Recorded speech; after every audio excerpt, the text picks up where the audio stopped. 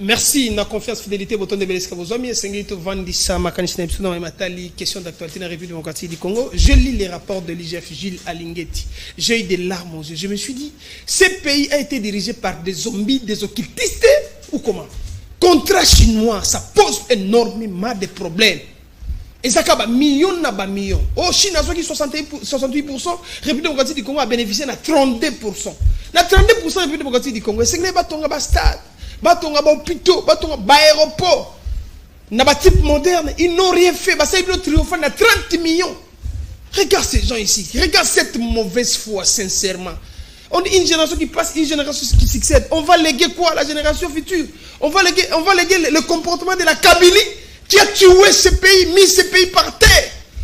Sincèrement, non, j'ai des larmes. Je veux essayer quand même de discuter, d'analyser, décrypter les questions d'actualité, notamment sur ce secrétaire et le Congo démocratique. Puis, Matali, EAC, tu as un prince Penge, Herman Tumba, un Patika Tanga Ananzela, tu as la question d'actualité, tu as Penge Mbote. Mbote, moi, Namboka Rodrigue, Mbote, na co-débatteur Nangaï, et Mbote, na Baïban, sur la Colanda Bisson. Donc, au gué du solo rapport, il y a Gilles Alingeti. Ceux qui battent Gilles Alingeti, Kimia, battent Gilles Alingeti, ça la monsana dengue longo bani. Ça veut dire, rapport, monsieur, on a terrible, Prince Pink. Rapport, il y a Gilles Alingeti, c'est un très bon rapport.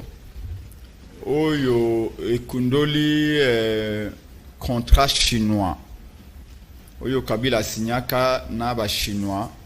Tango Yoana, a ba kibokonsikwa na ba 2009. Mais il n'y a rien de nouveau pour Nangaï, Prince Penge. Il n'y a rien de nouveau pour Mwanamboka Martin Fayulu. Il n'y a rien de nouveau pour Mwanamboka Félix Tshilombo. Ba oyo touti na opposition et loko yako kamwa na rapport ya GF réalité. Peut-être ya Lengeti nde ya kamwe makambo ya moni. Pour Alengeti Azalaki un simple agent, il y a fisc, Azalaki inspecteur de finances, qu'on a peut-être un DGI, tout n'est pas, si vous avez une enquête, pas pour Alengeti, vous avez une enquête, pas particulier, vous avez une comptabilité. Mais Bisso, bah, il est une opposition. Bisso, bah, il est la dynamique de l'opposition, la force à du changement. Otozaka allié na IDPS n'a pas été intégré dans Moulumba et la sécurité. Je voudrais ici vous rappeler que Nazali est président du Congo depuis plus de 8 ans. Tango Kabila a signé contrat naba chinois. À l'époque, Nazali le président du Congo, à l'époque, Nazali na mwoko ya ba conseiller ya honorable Franck Diongo. Et à l'époque, opposition Mobimba. To télémélaga contrat chinois. To blobaka était ezali troc. En français, à malamu contrat chinois, to be ango troc. Troc est aligné en réalité. Ezali forme à contrat o lobaka était. Par exemple, to yalingana on dekorodige awa. Yo dekorodige pesanga chemise na yo. Ngai na pesa olineti na ngai ndeko Rodrigue pesa ngai mungwa ngai na pesa o sabuni wana babenga troc. C'est-à-dire que eza forme ba commerce ya ba échange commerciaux o ezalaka à l'époque o falanga ya laka difficile et le kwande Joseph Kabila asalaka abina ba chinois na pesi bino ba mine ya Congo na pesi bino ba minerai ya Congo boko luka ba tonne na ba tonne bino ba chinois oya kotonga nzela et pas na biso. À l'époque opposition tolobaka boy, opposition mbato lobaka boy. Tolobaki tout qu'on dit ma contrat ndenge iwana te. Et puis contrat ngo tango ba chinois ba ko salango ba yena ba machine na bango, ba yena main d'œuvre na bango, c'est-à-dire ba ingénieur chinois. Ba yena mosolo na bango. C'est tout élément moko to impengla ka mingi ya époque iwana. Manque il y a obabengi transfert de technologie. Na monde moderne so bo signer contrat, c'est que le baïté bino ba chinois to signer contrat na bino. Boko travailler na ba ingénieur congolais. IBTP za ko former ba ingénieur. ISTA, Mouché, tu es formé ingénieur. Moi-même, j'ai commencé mes études à l'INEKIN, en commençant à préparatoire, à Polytechnique. Na INEKIN, toi, na polytechnicien, il y a Kitoko. Na Lubumbashi, partout, on a des ingénieurs. Comment tu vas mettre les Chinois, même les ingénieurs à 100%, même les machines à Bango, même les bateaux, les Chinois. C'est-à-dire que les Congolais. Donc, main-d'œuvre, en principe, c'est que Bilingue à Congo n'est pas bénéficié, mais Bilingue à Congo va bénéficier de la main-d'œuvre. C'était main-d'œuvre chinois, Bango, na Bango. Na machine, na bateau, na technologie. Na le ciment. Nous sera chinois. Il y a un biso opposition à l'époque, biso na Martin Fayulu, biso na Fang Djongo, na Papa Etienne Tshisekedi, Basteriwana, Chilomba, Yeba, Makambona, na opposition, Chilomba, na Poto, tout est la contrat chinois. Donc, malheureusement, Kabila a le bac est tout puissant, à sa ligne sur Nenga Lingi et tout ça. Deuxièmement, tu as un contrat, après avoir un contrat, troc, tu as un contrat Léone. C'est-à-dire que le contrat Léone est un contrat où ben individu de bénéficier de la place de l'État, na place de Kolomoussala. Tant que tu l'as dit, directeur, il y a agence congolaise, il y a grands travaux. Il y a grands travaux. Tant que tu l'as dit, coordonnateur Nango, Moïse Kanga. Normalement, na Moïse Kanga, na directeur général. Ce que Yoki Maloba Balobi, au moment que ils ont concordé. Il y a une contradiction de ça. Contradiction ma casse. Et la plus grave déclaration est à mais c'est à grands travaux. Alors qu'il y a des travaux tout ça qui na ma caméra contrat chinois. Tout ça qui d'été. C'est exactement. Au moins, il y a révolution de la modernité, 5 chantiers, bloc et voilà. Exact, photocopie, donc copie conforme. Na Félix Assaï na makambo 100 jours. Les plus graves, c'est qu'on n'a pas tiré des leçons. IDPS dénonce ça contre chinois. Il a déclaré awa. Tu dénonces la bango ensemble, mais IDPS a pouvoir dans des Kimoyibi. IDPS reprend des cas quand même possédés. D'ailleurs, IDPS a été sur ma baisse que 80% de contrat au Félix a signé pour 100 jours, Chile Gelou. 70% de contrat dans l'observatoire de dépenses publiques à Lobiango. Il y a 40 ou 60%. Et ça a mis des contrats de gré à gré. Il dit, ça la paix d'offre était. Ils ont la conseillère Félix Tshisekedi à Bengi. Oh, Massandé, nous on a poto. Copé Ali Awa. Yaka na poto Awa. Créer compagnie, tout ça va passer ce contrat. C'est-à-dire que contrat ça, Rodrigue n'a eu journaliste à Kala, ça fait depuis 10 ans à Bengi Rodrigue. Dès que Zabo a un conseil de la présidence, créer boîte nayo, tout peut ça 11 là, il y a 200, il y a 2 km. Malheureusement, ils ont continuité à médiocrité, na gestion, na fonctionnement, il y a des institutions, fonctionnement, il y a agence, il y a des travaux publics. On n'a pas tiré des leçons. Voilà pourquoi pour Nabiso na la Mouka, pour Nabiso na Délé Congo. Alenguet a servi à quoi Kitoko. Mais malheureusement, Alenguet reste sélectif. Mais le même Alenguet, il peut se peindre na commune que tu ne me pas Alenguet, mais c'est Alenguet. Yo qui est à Bruxelles, au stade 9000 km pour auditer ma camboya passeport. Ils ont une histoire à $30,000. Ok, tu es en Belgique pour $30,000. Mais c'est Alenguet. Affaire ya Rame Awa, ya $460 millions. C'est l'enquête. Alenguet a bio ane makameta iba politicien. Na okotate pourquoi parce que Rame mbongo Rame za libenga Félix Tshisekedi. Alenguet a bio enquêter. Alenguet enquêter pour makamba $21,000 ba député. Alenguet a bio wana c'est la politique. Ngana ko luka preuve te ba onde yanga preuve. Mais Alenguet to kende ko luka ba preuve yo moko ya makameta li contrat chinois. Pourquoi makamba $21,000? Aujourd'hui on n'a pas que ba député ba comité na $35,000.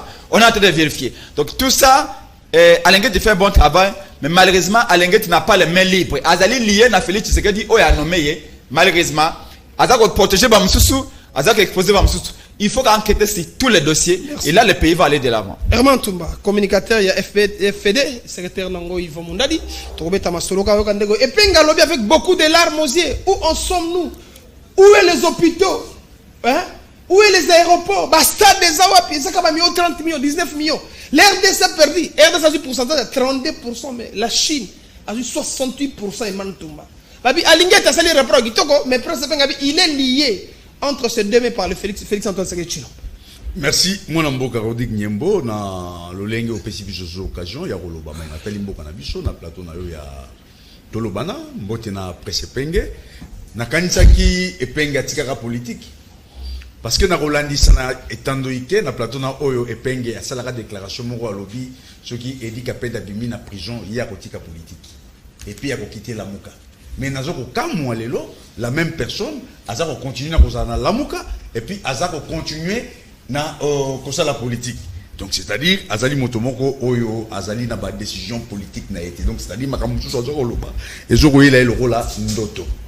Alors na landi religieusement makamunyo so uti koloba awa parce que biso na FPD il y a mon amboka Jean-Louis Baouma président national to bandaki déjà kolobela makamona tangu rapport wana ebimi. To lobby misolo oyo nyonso contrat chinois basala ki zali misolo ya Congo to bandiko de crier façon oyo bazwaki ba contrat wana oyo to bengaki Léoné oyo to lobaki que même Banque mondiale a télémelaki yango même les États-Unis a télémelaki yango donc ça dit ezali ba contrat moko oyo bakendaki ko luka ba banque wana ya ba chinois ba banque d'état ya chinois oyo apesaki bango ndingisa ya ko defa misolo na ba banque moko songolo po ba ya kosala misala wana ezalaki déjà oyo to bengaki coopération moko. Il y a un club d'amis et salamaki. Et qu'est-ce qu'ils ont fait? Ils ont taillé tout sur mesure.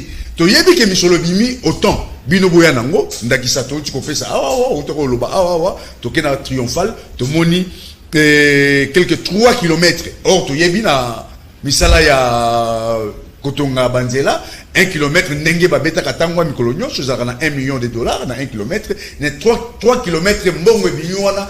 30 millions de dollars, c'est-à-dire, bah, je les vire, bah, tiens, il y a pas, il y a mapa, et vimbi. Alors, les colos, et Missolognon sont là, et qu'il y a. Donc, les lots, dans le rapport, il y a UGF, tous allez dans moto, mon côté, tu épargné, moto, mon côté, tu épargné. Parce que, à cette époque-là, tous allez qui, Joseph Kabila comme président de la République, Adolphe Mouzitou, Azalaki, premier ministre, Matata Pogno, Azalaki, ministre des Finances, ainsi de suite. Donc c'est-à-dire na carré wana ba yeba kindengeni ya ko gérer pe ko kabola misolo nyonso etalaki mayeba tali contrat wana. C'est étonnant que le peuple congolais a koufa nanzala a souffrir bon plutôt ezalité a koufa parce que banzela oyo ko cheminer ba denrées alimentaires ko uta na ba province ezalité alors que bango ba joa ki ndingisa na ba contrat ba salaki ya ko sala banzela à peu près 3000 km ya chemin de fer et autant de kilomètres il y a Banzela il y a goudron il y a bitume mais na nyonso wana so tu évaluer yango to komona que ezali même pas na 3% ya biloko wana esalamaki totali otrako to bengi onatra nzela nyonso yo banda ekufati ndenge contrat nezoko kende na revisitation nango lelo tout le monde attend nzela moko te ya chemin de fer moko et salamité na kosomba to moni ba biloko ba yela ki biso ba bemi ba mitu ya train ya kala o etamboli lelo ekufi na SNCC ba yena mususu awa na otrako mbongo wana nyoso bimi so total yango yoka 11 millions de dollars na tangu ya 11 millions de dollars et bimi et yena biloko moko ezanga tina tokei na nzela fluvial na nzela ya mai na fleuve baji ba bato o ya kala kamanyola baji ba réhabiliter yango na kati kaka ya ba contrat na bango bazalaki na ndenge misolo za robima et que ya sali tour moko ezongi efanda donc misolo wana il faut lelo tant toujours ko décrier tant IGF lobby ndenge ndiko epenga lobby azalaki nanu inspecteur chef de service T azalaki inspecteur donc si kama kamwana ezalaki do salama il azalaki musika nango lelo il fallait qu'il étonné mais tant toujours ala étonné qu'est-ce que nous faisons yango biso ba ya FPD to lobby justice na biso il faut sala musala parce que misolo wana ezali musika te ezali na mabenga ya ba oyo bazali ko coordonner bazali na coordination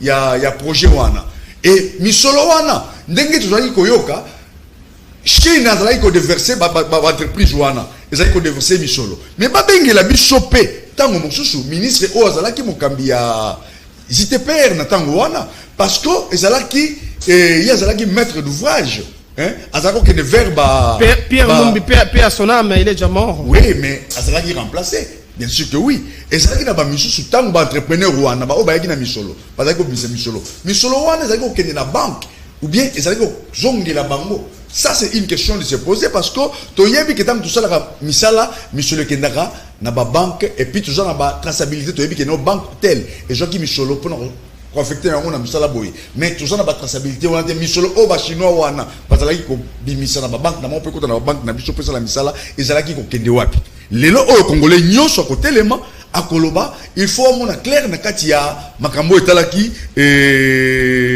et Peng parle des bradages modernité il y a Kabila à l'époque mais bradage pourquoi pas bradage parce que bino na kati ya ba contrat na bango bazako la kisa biso te esika oyo ba lobi na biso ke soki to moni ke esika oyo ça bien te to résilier contrat mais nous ne pouvons pas bango ba tiki pendant depuis 2006 les bandaki ti kino les loso qui chef aloba ki ya moté et le roi ko katana te bango ba la révisitation na moté donc c'est-à-dire même si bazalaki na molili ezalaki na ba oyo ba tikela ikeka na ba opportunité ya ko joie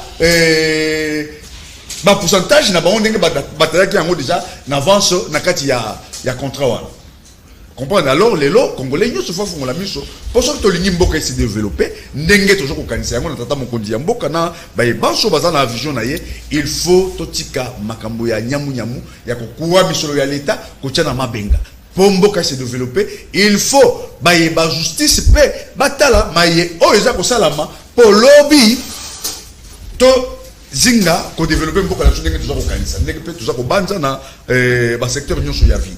Donc, on va parce que ça fait mal, ça frise. Comment vous pouvez gérer le pays pendant 21 ans? Vous avez contrat Mokoboye, contrat chinois, ça va 30 milliards, 20 milliards. Le Congo a bénéficié de 8 milliards, 800 millions Pamba.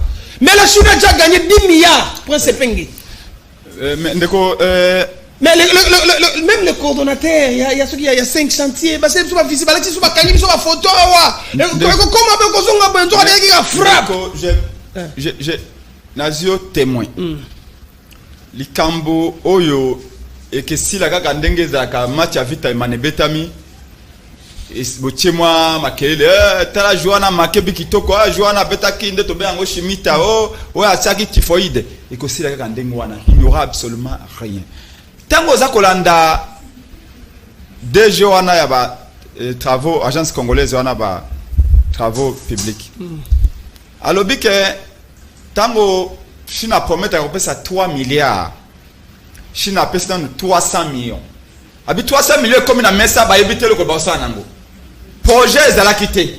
Abi ba ko kanisa ba bia mais hôpital wana ya cinquantenaire ezaka wana tukosa ndengeni. Botoke ndokuluka ba dossier. Mais pour la banque mondiale ba ba de la misambongo il faut que ça ta sembla ya dossier.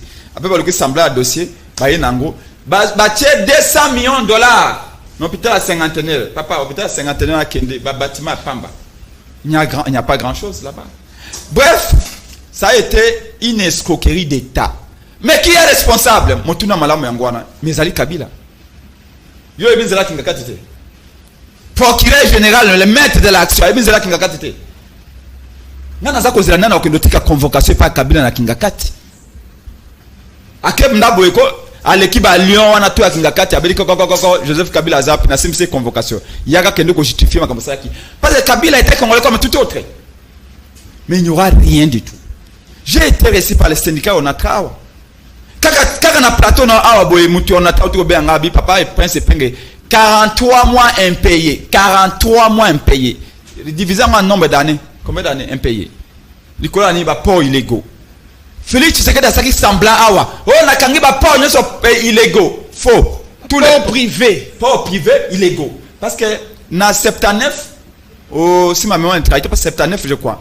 Mobutu a saka ordonnance pour na kolobake. Un privé ne peut pas détenir un port. Pour des raisons sécuritaires et pour des raisons économiques. Ceux qui ont aussi port nao, libongo nao. Et ça frontière épée non. Ceux qui mutakosi mandoki okoyeba. L'État a combattu. Donc pour des raisons sécuritaires, un privé à cause d'un apport. Mais Kabila comment on a apport? Est-ce que Kabila a l'État? Félix Alobimbo, on a signé mon candidat, port tout, et Koufi, le Kouta, à cause de ça. Tous les ports privés fonctionnent. Et l'on attrape à peu près 1 800 000 $ chaque mois. 1 800 000 $. Il y a un port privé. Mais pourquoi pas Kangangote? Parce que Kabila. Donc, bref, ici, Bayokana, yo IGF, on a dénoncé. Mais tu as motomoko na boloko, te. Pour biloko, on a tout le monde contrôler Kabila. Au comment on a FC, parce que même bon on a une union sacrée, bon dénoncer, bah communicateur union sacrée, union sabakoya, bah dénoncer. Mais à la fin, est-ce que mbo ekozonga na la caisse à l'État zéro? Aucun na katanga. Okuta libulu munene kobanda awana wileri tina zanda munene. Libulu. Ba chinois bazu ba minéraux ndenge na ndenge. Ba construire pa na wonde na ndenge. Mais bana ya katanga, bana ya Congo bazu nini? Zéro. Libulu tulu tchinjengu. Mais bateau ba s'enrichir. Il y en a qui ont construit 20 immeubles, 40 immeubles. Namboka ouais zali sérieux. Enquête que salama, ba okanga ba immeuble, ba kozong, ba okanga immeuble. Na 100 jours. 600 millions de $. Ba to sobi immeuble na 100 jours. Il y a ça immeuble moko ba saisir au bazong simbongo. Merci beaucoup. Donc ici, à Lengeti, au moins Lengeti ba tirer le col. Au moins le chakwa zalaka. Chakwa zana so bengi Rodig, chakwa bani ko répéter Rodig. C'est-à-dire qu'ici, à Lengeti ba tirer wana a dénoncé bayibi. Mais côté ba lobi bo kanga motote. Parce qu'en réalité, Félix Tshisekedi na Joseph Kabila baza même moral. Likambo mundasina compter zalan. Eza Kabila. Mais pourquoi vous allez là-bas? Kabila zali, boyebe adresse na ye, boyebe ska zali. Procureur général a Kendekuna. Mais le plus important, comme je vous ai dit, est-ce que je suis à Kabila? Na Félix Tshisekedi, est différente? Non. Ndenge pe bato basina ba contrat Léone tanga Kabila, ndenge pe bata Félix Tshisekedi ba ko signer ba contrat Léone. Mais pour la nini Alengeti, alors kokende ko luka makamba, Alengeti, makamba 100 jours, talananga. Nanga so kena ba restaurant wa nanga ko zo ba bière. Nanga ko mela ba whisky a cher na ba restaurant mikolo nyoso. Mais nanga 1 milliard de dollars, 1 milliard. Et les trucs nanga 2000 na suki wana. Nanga chaka matambe na États-Unis te. Nanga so ateka zolo aux États-Unis ba mbiti ye ba kangi pour a détourner 100 000 $ et 100 millions. Mais nanga za liberté accueilli kuna à cette déclaration Jeune Afrique à 5 ba résultat na alors que ba résultat na publié qui ezaki compromis politique entre Kabila na Félix Tshisekedi. Félix a gagné qui n'a été nanga to ebelo ko wana nanga ke yo nga candidat président public nanga candidat président public nanga mboko. Mais pourquoi jamais batenga ka procureur asenga teke nanga yakana no mesi yaka telema awa yebisa biso 100 millions de $. Au ba américain ba condamné et kenda. Merci beaucoup. Donc Kabila bazaka motomoko ba biso lingi to simba contrat chinois révisitation. On parle de 800 millions que le Congo a gagné. Mais la Chine a gagné 10 milliards déjà, c'est empoché na poche na. Ndoge penga betsabi mabulu tina katanga bandi ati zando monene. Balaki biso ba hôpital, balaki biso ba aéroport, balaki biso ba stade. Tomoni yangote. Mais on suit Moïse quand on suit le désir on a ceux qui sont nani wana. Il y a la contradiction. Bon. Biso tozeli nani alobata lingeta alobata. Biso dès le début na bandeli na opposition ya biso. Tango kaka babandi makambo ya contrat chinois. Biso tolobi que ça c'est la casse du siècle. Tout ça ensemble na parti il faut rappeler. Oui. Tout ça va communiquer. S'il te plaît laissez-le évoluer. Tout ça va communiquer. Nangai, na Martin Fayulu, na Yé, na Chilombo Félix. Tolobi la casse du siècle. Ndenge ba kokol ba que ba évaluer minerai na biso na 90 milliards. Pablo Escobar. Et bongo batouana ba yé la biso à l'époque ba bandaki sur la 9 milliards. Et la kisinine et puis ba exploiter yango pendant 30 ans. Et ça qui fait 5 ans le contrat.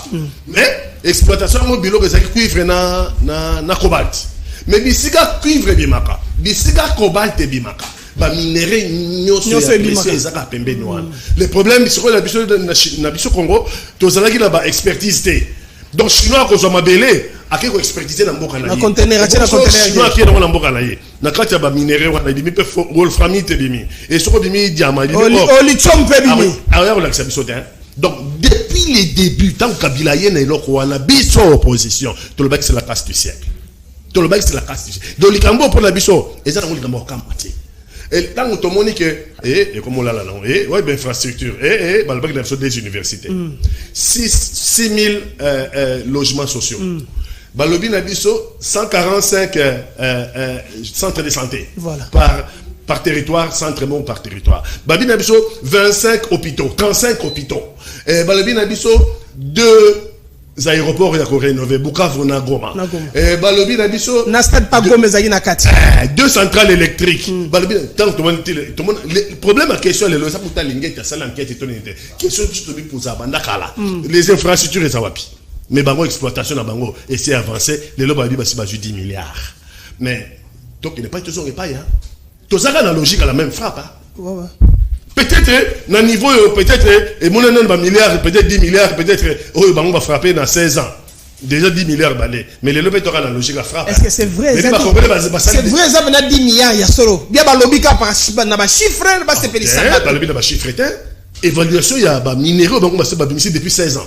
Contrat est mandat depuis 2010, 2018, 2008, 2009. Parce qu'ils ont, Kabila a gagné les élections.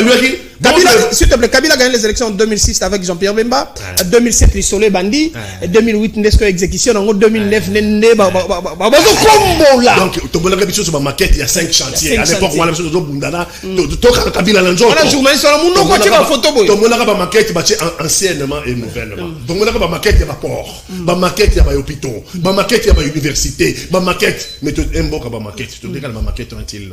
Les gens pour la nouveauté. Mais non, ils ont la mission Sony pour l'aller.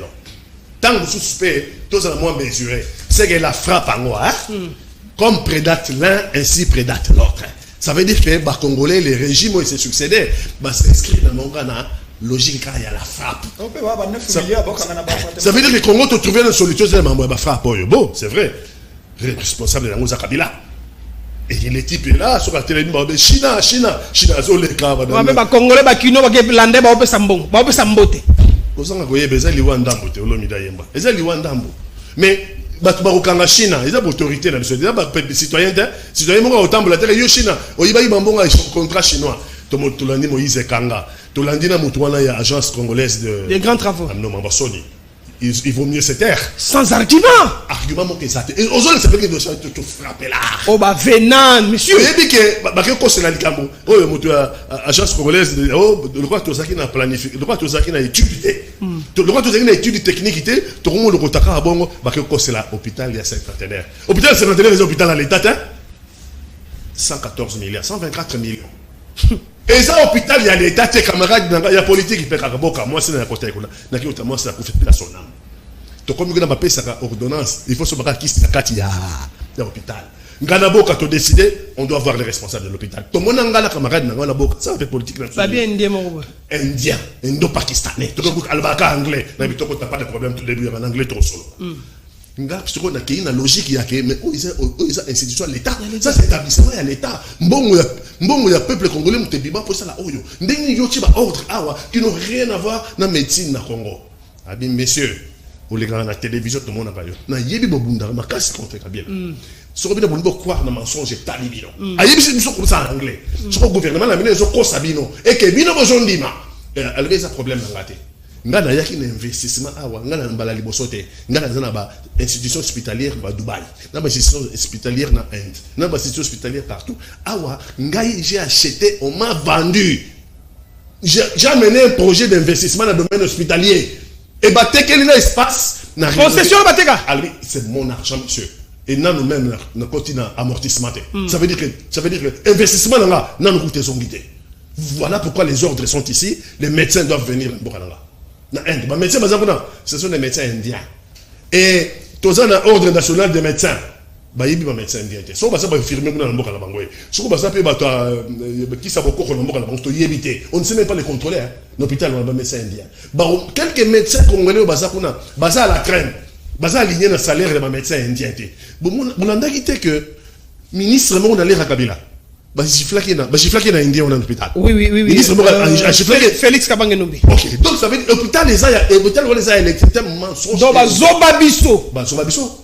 So que maman et moi tous en bon côté mais baroyamba parce que c'est un hôpital public. Voilà. Kuna baroyamba yote. Kuna partir quand il y a porte c'est batou aucun de wapi.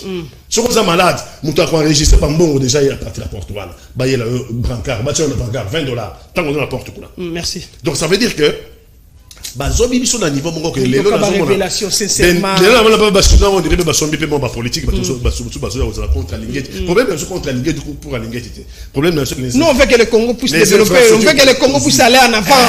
C'est ça notre souhait, c'est ça notre démarche. Et où sont les infrastructures? Problème na biso. Où sont les infrastructures? Les awapi. Et Moïse Kanga, où sont les infrastructures? C'est ce qu'on demande. Ah, Renyaka na la mutuano tangi.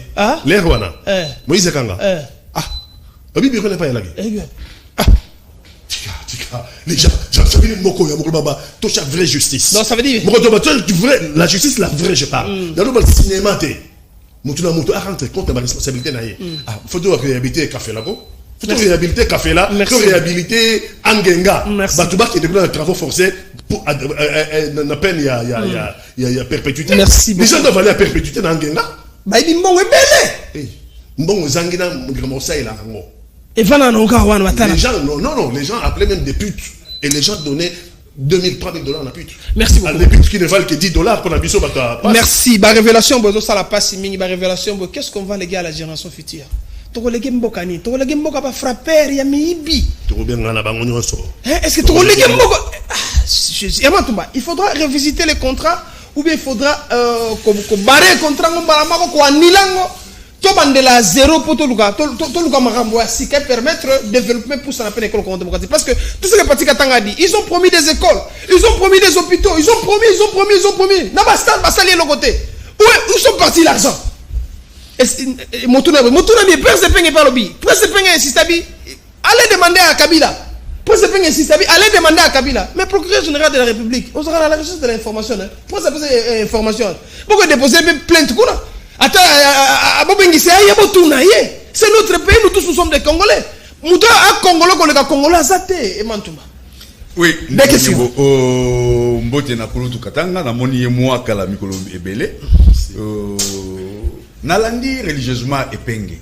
Mais c'est comme si Epenge a un problème personnel na président de la République. C'est notre président, c'est ton président.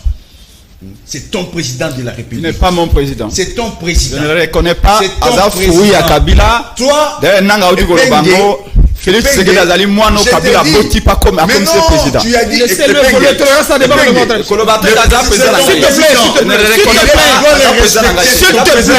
il est le président de Fayoulou, il est président Nayo. Merci répondez aux questions. Répondez aux questions. Je suis en train de répondre. Répondre. Expliquer ce qu'il a dit. Merci beaucoup. Tant que Yozo il y a président. Mais tu as dit dans le plateau quand il y a Rodrigue Nyembo Oyo. Au lobby, n'a jamais répété ma campagne bandagi dans les bandeli. Ce qui Félix, c'est le cas là-bas, Simisa Yebokondi na Kabila. Quand on dit maquillé à Salim Mokondi, Simisa a été abusé de Kapen. Au monde a dit Kapen d'habillement, mais au tika politique toujours continuer. C'est que ça, il y a Lokuta. Na Lokuta, Obo, Orchestraka, na Baragno, ça la Faden House. Yango wana, Bosimbi Yango na Maboko. Mais ils sont en train de faire la réunion. Toyebi Yango. Bino tant que ça la marche contre Kadima. Bino Boké ko embrasser Kabila. Et vous avez partagé les $500,000 et puis ça m'a rappelé le logo ni Bokabona na musique. Et le logo ni Bokabona na musique. Ya nola na mituna herman. Ya nola. Ya nola na mituna. Alors que Koloba Keno Chilombo Félix Azali Moninga ya Kabila parce que Bakabola n'a pas dividende, il y a Kabila Azouaka ou bien qui Moyibi na bango. Non, c'est faux. Parce que le président de la République, Azana Sushi à Congo, le même bino. Parce que. Il y a révisitation, hein? Oyebi, tango, IGF Saliba enquête naïe, ndeko Jules Lingeti, à lobby, il faut tout révisiter ma contrat wana. Et ce qu'on a dit dans l'article, il y a un contrat malgré que l'ambassade a fuité, mais il faut révisiter tant que Monique Makamota aussi mbaté. Ce qui m'a remboursé, c'est que Bino, Botongue la Bisso, 3000 km Yanzela. N'est-ce pas, c'est 5 ans. Oyo, contrat Nezalaki, Oyo, Tobandaki na contrat wana. Bon, ça, il Banzela wana, c'est 5 ans. Il faut to benga Bino, to tourne.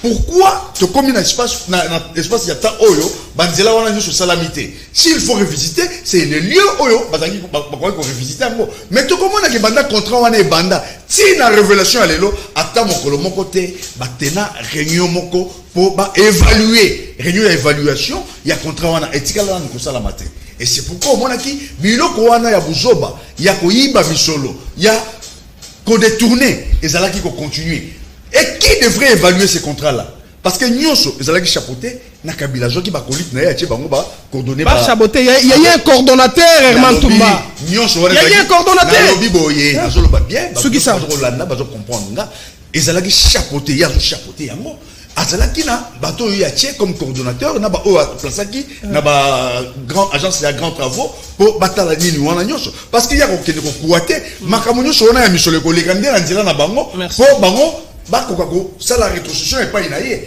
et nani wana na tango wana akoki koloba ke non to sala revisitation ou bien to évaluer contrat lolenge ke ya mabe mutu moko ko sala moi merci beaucoup c'est pourquoi to koloba le responsable nyonso oyo bazali na kati ya makambo wana et bongi justice ya mboka na biso et kokotala makambo wana merci Prince Penge tous sont coupables na cadre de la véracité des faits. Qu'est-ce qui s'était passé? On a suivi Moïse Kanga, on a suivi le DG. Vous sentez là, il y a la contradiction des faits. Même le contrat chinois, on parle de Matata était là, Moujoutou était là, Moïse Katumbi était là. On parle de Moïse Kanga était là.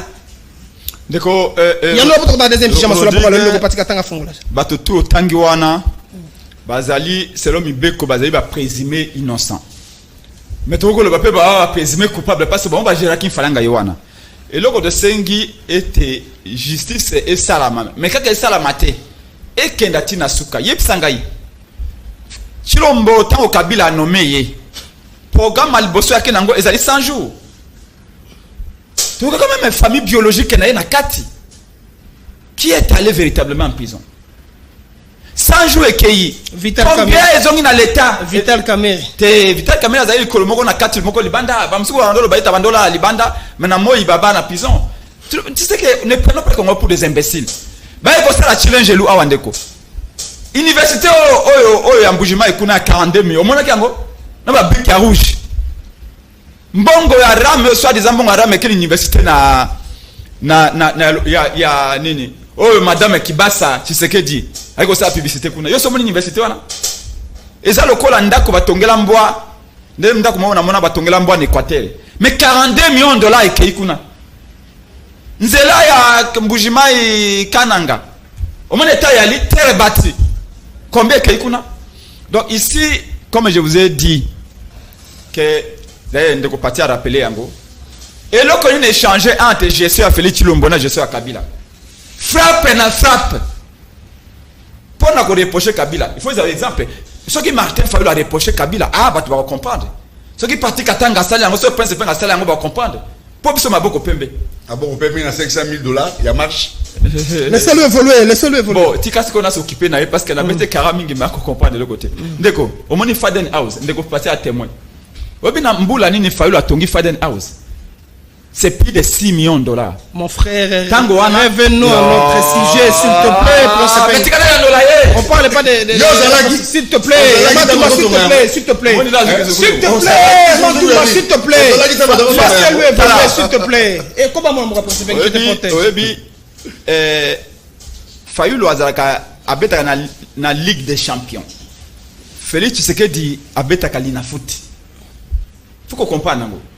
Yeba kende tuna Kabuya Peter Kazadi bato belé baye koliko lia na Faden House steak bolinga la vérité ndoko parti témoin yena to keneza matadi to ngela to kufa azawana na ba poela o moni tout ça tuna bango ministre la bango ya droits humains poela tuna bango ta o kenza matadi ko ba manifestation na Fayulu na ba bisi ya Fayulu na combat parce que to ba combat solo parti o combattant comme na solo wana ta o ba mai ya lukutate donc Fayulu a tongo tena plus de 6 millions de dollars na mbongo ya l'état te po ba yo ba yibi bazaki premier ministre tout ba zimbongo ya l'état ba tongi bandako fala tongi na motoki na ye asena mondele libanda mboka faut respecter cet homme là Kabila tango Fayulu a ko simba ba millions Fayulu a ko simba ba millions Kabila zaki na zamba donc Kabila ne peut pas corrompre Fayulu faut préciser Kabila zana zamba Fayulu a simba ba 1 million ba 2 millions donc Fayulu ne peut pas être corrompu par Kabila et je vous apprends que na makambo ya sa na programme ya chinois oyo ce qui Félix azaki séparé na Kabila Félix, et je le défie d'ailleurs. Ce qui Félix, c'est vraiment mon bali. Azo a procuré général public. Après cette instruction, après ça répond à ma dossier. Merci beaucoup. Ah, mais la Kabila convocation. Merci beaucoup. La Kabila est coupable. Mais Kabila, le col a monté à initier chaque programme chinois. Aya, alobake, nga Yosef Kabila. Merci. Na mona kiboy, na kwa kiboy. Mais encore une fois, je suis tendeko. Il n'y aura rien. Merci. Alenget Bachewa na le col a dénonciateur par excellence du régime Oyo. Sinon, Alenget Tangaïb Sabison Dengeni 100 jours les kaki. Ndengeni Chilo Jolo les kaki. Projet 0 tuer les kaki. Ndengeni Ngoblabuki Zando. On voit rien. Ndengeni 20 000 $ à député. Ndengeni Badjip à député Zali. Lelo, on nous dit chef de l'État a sommet 40 bis pour la bétidia. Merci. Mais est-ce qu'on peut nous dire comment sous-chef de l'État, plus de 1 milliard est détourné dans le régime? Merci beaucoup. Deuxième sujet, ma pour le robot. Arrêtez de prendre les Congolais pour des cons. Nous ne sommes pas des cons. Prince Penge Herman Tumba. Tout qui t'a c'est intéressant pas côté parce que pourquoi Luki Félix vous avez s'il te plaît, ne tombe pas trop bas. On parle Congo. On parle Congo. Ça c'est notre pays. Mogo Akimbangu Akimpavita. On parle Congo. Mogo Barossi Mukendi Bakufo. On parle Congo, s'il te plaît. On parle s'il te plaît.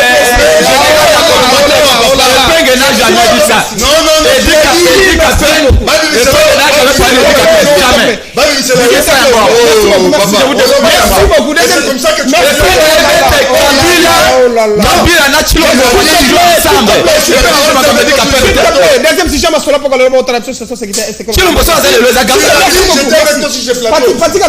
Deuxième sujet, ma sola pour le robot, c'est ça qui était le Congo démocratique.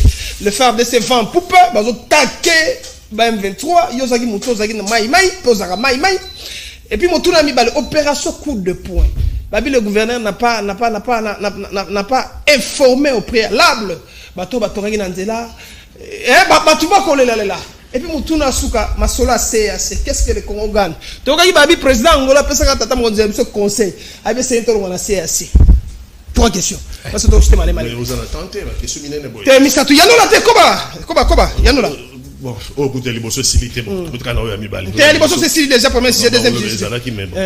Tu peux ajouter, et puis au côté de on a ajouté quand on a débat l'Ibosso. Au Yibia, maman Yibia, tout côté la moutouté. Car on est un an à l'Obarasso, député mon gars, l'Obaki, on a Zoba dans Namboso. Yona le biko côté. Singi Pouloulou. Yona le biko côté. Non, maman Yibiko. Que les pays tout côté la moutouté. Il s'agit de notre pays. Donc ça veut dire que sur les lots batonga qui 6 000 logements, sur les lots batonga qui 2 aéroports, sur les lots batonga qui 3 700 kilomètres de rails, sur batonga qui 3 500 kilomètres de route, sur batonga qui ça veut dire que c'est ça bien pour les Congolais non. Donc tu recondimaté makambo moyibi, tu recondimaté ba Congolais moko boya en complicité na ba chinois, bango ba préjudicier Congo parce que bango va continuer aux minéraux d'absoti pendant 25 ans. Et puis, c'est tout à zéro. Les autres, ils ont évaluation. Donc, ils ont évalué. Ils ont évalué. Ou bien, ils ont évalué. Mais c'est quoi ça, évaluer ton réparation zandéni. Bon, et là, moi, ils ont déjà dans l'impôt. Dans le Chinois, on dirait que entre les banques, on pas perdre. Parce que normalement, et ça, un contrat à corrompre. Parce que quand on est bandé, tout dénonce qui on est bandé. Rompre ce contrat. Qui bandé à titre d'impôt, c'est la Congo sur 700 millions. Les 700 millions à titre d'impôt. Mais là, les fonds du problème, ils ont été. Les fonds du problème, c'est une infrastructure contractuellement. Il y a une infrastructure, voilà comment. Sinon, on va rompre. Et là, on a un souci parce que trop côté la limité. Voilà. Que dans le régime où il y a les lots, frappe et l'équipe. Frappe et l'équipe. Mon yibi et l'équipe à tel point que il y a comme Konzambo qui est dans Moujimani. Donc même dans le projet aux amis dans Moujimani pour la visibilité que mon Konzasali va frappeur, va frapper même dans son propre village. Vous comprenez que il y a des frappeurs pendant qu'on aide mon Konzambo à échouer même dans sa propre province. Et ça m'a comme trop bête là mon boko. Té mon yibi azaya Kabila FCC. Azaya mon yibi aye pas la biso Félix Tshilombo. Mon yibi Keba kobeta maboko te pa yiba yiba baninga jour à côté na parler la mino et dans zomona ba miyibi mingi bazo région de l'Union sacrée bozo mande bazo ya bazo donc ba komote no beka ba fa ko Kabila moyibi bango ba ozo bazo otonda lelo na l'Union sacrée pour pas ça ni quand tu as des sujet parce que sujet sécurité est un sujet très important parce que tu peux perdre mboka na biso et le mboka est en danger bon moni ke basi ba kutani état-major, chef d'état-major il y a bamboka EAC. Babimisi carte ya diviser mboka na biso ko Nord Kivu. Bon monde ba diviser carte. Ndenge ni bango ba ko occuper batangi likamba FRDCT. Batangi likamba administration congolaise. Batangi siko tango bango ba ko kabola. Et comment nini? Parce que FRDC a la kunate. Police a la kunate. Administration congolaise a la kunate. Ndenge bango ba ko kabola et mboka na biso comment nini? Donc ça veut dire bien organisé. Donc voilà mboka kei. Donc vous comprenez que nazo ko cas rapide et assez wana azana bisote. Yemo ko mokonza mboka na Bujumbura. Mokonza mboka a bravé ba règles protocolaires. Akiti pas commandant général voilà et ba troupe première. Akeko gang qui la yé d'être le balagala. Ça veut dire que mokonza mboka a des informations. Qui n'a bien ça sur le terrain là-bas beaucoup de ça M23. Voilà. Donc mokonza mboka contrat wana na EAC eza ko kata immédiatement parce que na leadership ya EAC eza Rwanda. Na EAC leadership eza Rwanda. Donc so mo zolo na kata EAC, ça veut dire bondimi boza la sous la botte ya Rwanda. Bolinga te. Mokonza mboka asero ba expulser ba Rwanda. Na kati ya secrétariat ya commandement ya EAC aux na Goma. Mokonza pese ordre ba expulser ba Rwanda ba la kati. Au moment que ba do côté la biso partout. Ba do côté la biso partout. To kanisi que to le beke roi ba troupe rwandaise EAT. Na kati ba troupe ya EAC. Mais bizarrement, na kati ya commandement o yesa la Goma. Donc on va vendre la carte Mokonzamboka c'est qui va expulser ba généraux. Donc ça veut dire qu'il y a des complots. Même Mokonzamboka lelo azali président en exercice il y a Sadek. Car le Laurent Désiré Kabila salaka. Mokonzamboka lelo bitumba nyonso on a besoin des alliés. Problème mais c'est que batubaya au côté non, toi là bitumba mo mutasala ngo yemo côté. Depuis que le monde est monde, na ba guerre nyonso ba alliés bazalaka. Mais ba alliés face na bato sûr. Donc les lots EAC bazana bisoté au contraire bazo contribuer pour aider les terroristes rwandais na ba M23 na bango opération coup de protocole ali Sokenda Mokonza Mboka à sa président en exercice depuis mois d'août il y a des présidents en exercice il y a Sadek a déclenché mécanisme il y a Sadek a tenu sur bateau Angola, Zimbabwe, Lesotho, Namibie, Angola, Namibie, Zimbabwe, ça c'est la confiance. Oui, et non l'Ouganda et non le Rwanda. Merci beaucoup. Donc, ça va tout pour est remplacé. Et la MONUSCO. Bon, ça, il est parce que nous ne comprenons pas dans EAC et MONUSCO. Ce qui s'est passé dans EAC. Comme ça, pour tous. Opération coup de poing, ce que ça m'a dit. Opération coup de poing, tout le banine. Ce que tu vas tonga qui, ne besoin de batonga qui, nini, anarchique. Il faut autant là. Et c'est si anarchique que ça. Moi, je suis plutôt que rappel. Merci beaucoup. Si on m'a dit que si on m'a somba pas à l'État. Si on m'a somba il pas à l'État. Et que Moutafout a rabat un peu et que Moutou. Je pense que le juge, il faut les jugement. Merci beaucoup. On va se prononcer. Et moi, tout c'est ça, c'est que est école démocratique. N'a tout le monde technique parce que tout le monde gouvernement aurait aménagement technique. N'a pas warrior, qui peut rester aux justices sécurité et puis na gouvernement technique. Oui, Namambo Italie situation sécuritaire et Mboka na biso et puis c'est tous les Congolais, même le président de la République lui-même l'a dit tantôt Kouloutou Katanga, Aza pour décrier comportement Yabatu ya EAC wana. Alors, on est ensemble parce qu'il s'agit de la République démocratique du Congo. S'il y a des divergences, na makambo diviser biso na ba querelle la biso interne, mais makambo etali mboka. Il faut tous la makanisi ya kopesa po ba yeba ko kamba ba yoka ba ko rappeler ko benda makanisi na biso basalela yango soki moyen ezali. Et là wana il faut ekatana to recourir lokola président azali nano mokambi ya Sadek bato ba yaka ko sunga Laurent Désiré Kabila la tango wana ba angolais ba zimbabwéen et puis nyonso bazala kati wana ba ko ya poto bouté monguna libanda parce que bitumba ezali na mboka na biso il faut toujours que ça yango sike ezala qui il s'agit même comme tina Rwanda pour kaka koya de classe politique mosusu ya sika na Rwanda oyo ko respecter ba voisin na bango et ba kambia sika na Rwanda ba respecter ba voisin na bango baya na makambo etali nungu ya gouvernement ba wario.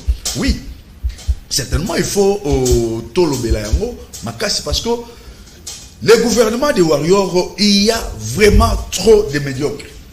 Oyo si bakoti banda ki na kati ya gouvernement wana soko totali rendement na bango projet na ministère bango bazo kosala to monata eloko mokote. Eloko mokote. C'est ici le lieu. Bon plus ngai mwangonga na féliciter quand même un ministre pour na moni aye quand même na makanisi eloko wana tikalaka kosala mate banda ministère ya pêche et élevage ezalaka ensemble na ministère ya agriculture ezalaka ensemble totikala komona makanisi wana te mais ministre moko aye Adrien Bokele ya pêche et élevage aye atali alobi mais non to banana na pêche eloko ni ezangi na mboka na biso po congolais akoka kobika tolobaka ka o balaki na biso tondi mbisi debo fleuve tondi auto zakatu na 7e couche mais ba 7e couche yango to mona ka mbisi yango te pona nini ote eza problème ya bateau de pêche. Il faut tout ça l'habitude et puis à lancer après l'étude à lancer et appel d'offres. Il y a certaines entreprises net il y a pas portugais là il y a des entreprises gagner marché wana pour nous ça la 15 bateaux de pêche et na 15 bateaux de pêche on est allé répartis na ba secteur na Maindombe na Tanganyika na fleuve na Mwanda pour na ko bongo ko joua pour tous ala totika makambo ya ko dépendre na biloko zo kutaka na Nibi o ici ba surgeler on na ndenge na bango mais siko na ba biloko yo sona ko mona ke et comme na moment moko ndenge ni boko ko conserver yango parce que quantité oyo ko bima ezate biloko ekoteka mamukolo moko il faut qu'on prépare. Qu'est-ce qu'il a fait accueillir musika lobité biloko na tango banda kosala musala il faut to banda kosala bongo ba chambre froide ya minene tout au long ya sukisa ya ba esika ba bato ya ko accoster na ba port wana po ekoka bongo ko o bomba ba biloko wana c'est-à-dire s'il y a des ministres au ngana solo ba ça point de vue na ba ministre ba ko tikala soki jamais et réaménagement technique et comme ça là merci et les restes des médiocres et des médiocres vraiment des médiocres Herman Toumatorandio a dit bon réaménagement technique c'est ça discrétion à tatam contre l'école démocratique presse penge station sécurité et école démocratique mais président Angola après ça Félix Antoine Tshisekedi Chilombo mu kwantombolo mwa mai toli na litoy alors bité esenge tolonga na EAC wana mais namoni bango bazo ya pour masolo na bango. Lorsque le Rwanda nous trahit, lorsque l'Ouganda nous trahit, parce que le Congo a donné confiance au Rwanda. Pourquoi pas t'attendre contre le Congo démocratique? Azonga na Sadek te lokwa azamo kambi en exercice, asenga soutien. Il y a Zimbabwe, il y a Angola, il y a Namibie, il y a Lesotho et consort Prince Pengi. Pour tout cas, qui m'y reste que le Congo démocratique?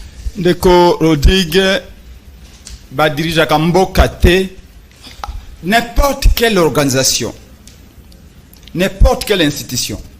Okoki jamais ko kamba yango sans koyeba histoire na yango. Félix Tshilombo a yé na tête ya mboka na biso lokola un cheveu tombe dans la soupe.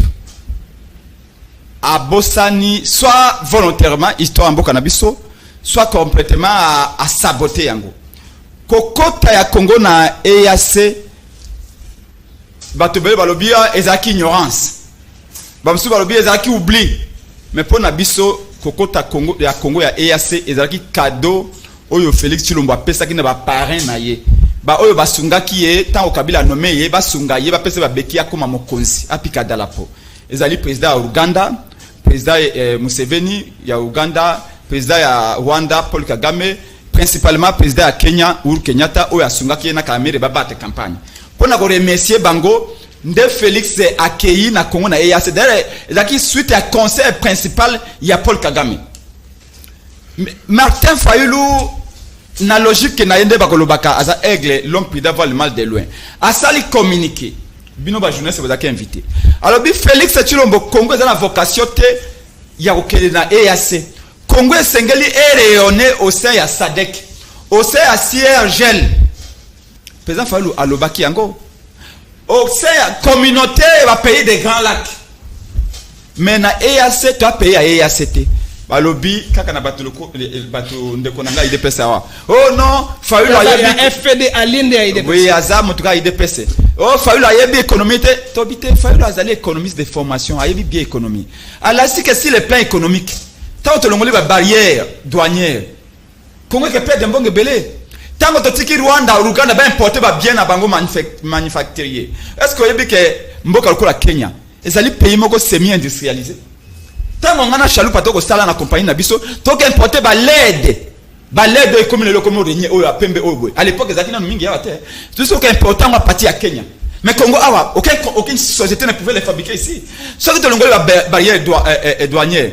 Mais au Kenya bon melabso biloko nyoso miliki na bango miliki nyoko produit na Congo ne sera ça kenda na likola ba taxe le kebele mais IDPS lokola bango ka émotion ba kasi le nga batumba ba pine ndebe ba ko gérer mboka lelo monde esika to komi donc tolobaka na ye mate fa lobi longo côté Congo na EAC te Félix ayo quitté lokola linga ko sa plaisir na Kagame lokola linga ko sa plaisir na président Kenya pe Museveni amemisi kuna lelo omoni ndenge EAC lobi tolo mate fa lobi ke na kati ya EAC boyebaka yango kana communauté wana EAC na armée ya EAC mutasimi renseignement ezali Rwanda. Ok, qui dit renseignement dit les nerfs de la guerre. Merci beaucoup. Balobi na biso Rwanda koza na kati te, Rwanda koza na kati ya force ya EAC. Mais na mois ya janvier awa. Armée congolaise sali communiquer pour na koloba na biso ete ba officier rwandais tout o baza na EAC, o baza ko résider na Goma, bazo bisaka na bango Bakenda. Et pourtant IDPS alobi na biso non, Rwanda za na EAC te, armée na EAC Rwanda za te. Pour vous dire quoi, IDPS ako kamamboko be na lokuta. Merci. Pour na kosukisa tolobi biso na DD Congo, tolobaki na matinée politique na biso akimanseke dernièrement que to pesa ki Félix Tshisekedi 72 heures, 4 jours a retiré signature na ye na makamba EAC. Merci beaucoup. So ça dit angote to considérer le kola ennemi intérieur amboka na biso. Pe kalate a DD Congo ko sa déclaration na pour le peuple a marché contre Kagame, a marché contre Félix Tshisekedi o azali pe dans une certaine mesure complice. Ya makambo oyo ko le mboka na biso. On retient quoi EAC? To longo après ça il va penser que 72 heures Congo ami benda na EAC. Le gens maire à l'est de la République du Congo. Oui bien to Zamboka. La politique qui peut ba erreur ezalaka. Voilà. Ça, c'est, je m'adresse vraiment personnellement au chef de l'État. Moutou a reconnaître l'erreur n'a pas réparé on dans Zobatin. Zobazande Moutou a vendu na quatre erreurs et a continué na quatre. Piatikali na erreur. Na yoki, Lutundula m'a répondu nanga, monsieur le vice-premier ministre. Christophe Lutundula pas la peine. Alors ils sont en train de dire, c'est moi qui l'ai dit à la télévision, qu'aucun pays au monde ne peut sous-traiter sa sécurité. Aucune nation sérieuse ne sous-traite sa sécurité. Oui, oui. Il y a à répondre, ils ont sous-traitant de sécurité. Mais monsieur le Premier ministre. Vice-premier ministre. Monsieur le vice-premier ministre. Kobengi Sabato, c'est facile. Kozongi ça va des problèmes. Ce qui va boyer Kokende. Yebi Saba Congolais, quel est le mécanisme? Quelle est la force congolaise? Il y a une armée, il y a une armée. Ce qui va armée wana. Baboyi Kolongwa maintenant bazonga.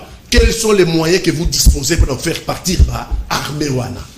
Mais la situation est dangereuse. Vous ne pouvez pas appeler des armées comme ça, sans savoir philosophie Nabango, sans savoir objectif Nabango. Non, ils n'ont pas les mêmes objectifs que Bissot. Merci beaucoup. Donc ça veut dire quoi? Ça veut dire, mais c'est l'Otundula, il est temps de reconnaître que, parce que les Congo, peut-être, EAC, c'est une erreur. Parce qu'il y a eu confirmé. Oh, EAC, objectif, EAC. Merci. Messieurs, le Congo appartient aux Congolais. Merci. Et si vous ne voulez pas écouter les Congolais, si vous ne voulez pas écouter les Congolais, monsieur le vice-premier ministre, vous en porterez la responsabilité. Christophe, ça veut dire que les Congolais ne sont pas d'accord pour que Mboka là-bas, en grande majorité, écoute à la EAC parce que c'était un danger permanent pour nous les Congolais. Et donc, monsieur le vice-premier ministre, Lotondola, je vous demande d'être modéré.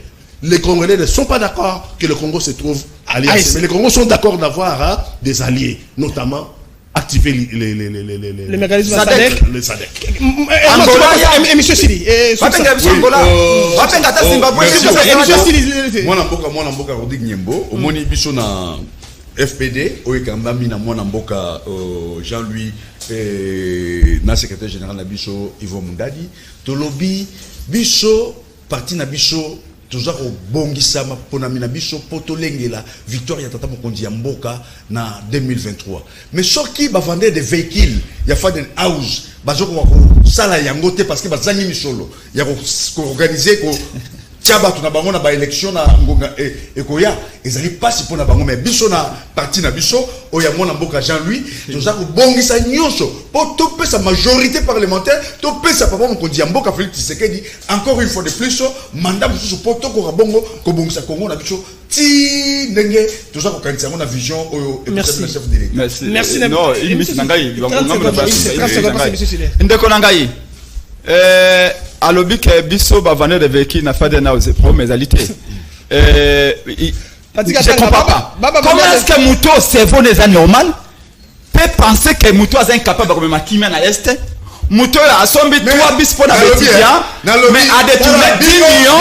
Nous allons passer deuxième mandat. Mais il faut pas Merci beaucoup. Maman n'a pas maman n'a pas la makolo. Merci. Maman, Félix a deuxième mandat. Mais est-ce que c'est normal? Merci. Deuxième mandat pour aller.